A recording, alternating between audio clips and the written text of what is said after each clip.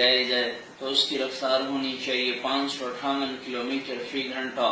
گولی کی رفتار ہوتی ہے 1700 کلومیٹر فی گھنٹہ. اگر آسمان سے بارش کا پانی 558 کلومیٹر فی گھنٹہ کی رفتار سے زمین پہ گرتا تو کیا ہوتا؟ گولیوں کی بوچھاڑ ہوتی، گولیوں کی برسات ہوتی، گنجے تو چند قطروں میں مرے پڑے ہوتے، بال بالوں کے بال اڑ جاتے، کائنات زیر و زبر ہوتی.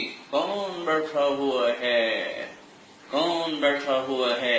تو کہتا ہے اس کو روکو روکو روکو. ایسے جیسے سپیڈ بریکر بنائے ہوئے ہیں، بارش کا پانی ٹکراتے ٹکراتے جب زمین پہ گرتا ہے، دھرتی پہ گرتا ہے، صحرا پہ گرتا ہے، چھت پہ گرتا ہے، تو وہ 550 کلومیٹر کی رفتار کو ہوا میں گم کر چکا ہوتا ہے، اور صرف 7-8 کلومیٹر فی گھنٹہ کی رفتار سے پانی زمین پہ گرتا ہے.